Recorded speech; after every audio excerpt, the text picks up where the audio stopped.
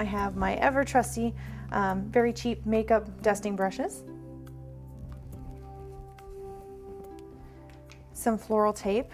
In this case it's dark green, but you can use whatever kind of green you have on hand. There's not a whole lot of it that's going to be showing. I have a small and a medium leaf cutter. Now if you don't have a leaf cutter, these aren't absolutely necessary. You can always just kind of freeform cut your leaves with either a rotary cutter or an X-Acto knife, but if you have them, it just makes your life a little bit easier and a little bit quicker. I have a pair of small wire cutters, a small pair of scissors. Now these are actually cuticle scissors. They're very, very sharp, and they have that nice curve to them, and I like to use them for these sorts of projects just because I find that curve actually makes cutting out small pieces a little bit easier. I have a coring board, and this is what I will be using to roll out my orchids as well as my leaves. Now the coring board is of course not necessary. If you don't have one, you don't need one. I just like mine because I've had it so long. It's really well seasoned. Things just don't stick to it, so it makes my life a little easier. But if you don't have one, you really don't need it.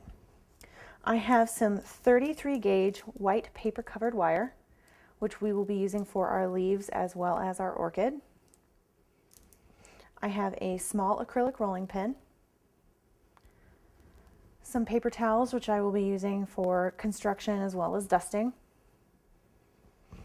I have a soft foam mat. Now this is just a craft mat. This is the soft craft foam that you get at either Michael's or Hobby Lobby, anything sort along those lines. Mostly used for children's crafts, and I prefer these for floral work just because they're so cheap. They run about 99 cents a sheet. They can be put in the dishwasher. You can wash them after you're done using them, after you've dusted on them, and you can continue using them for a long time. And then once they get too grody, you can just throw them away and you're not out a whole lot of money. Whereas some of the floral foams have a tendency to be very, very expensive if you're purchasing them from a cake store. Finally, we have a small ramekin of water, and this is just of course for construction purposes. I have my ever faithful large poppy veiner, which was also purchased at Avenue Sweet Choices, and this is a great veiner to have just because it works for such a wide variety of flowers and leaves. You can use it for peonies, poppies, roses, several different varieties of orchids. We will also be using it for our bamboo leaves today because it has just a very, very nice, very generic veining.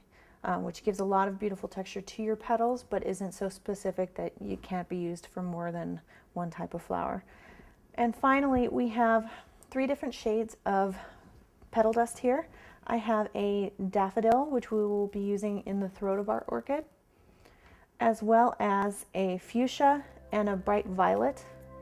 And these, of course, will be used just on the labellum and the throats of the orchids. The orchid we are doing today is mostly white with this small hints of purple and yellow. So now that you know everything that you're going to need, let's get started.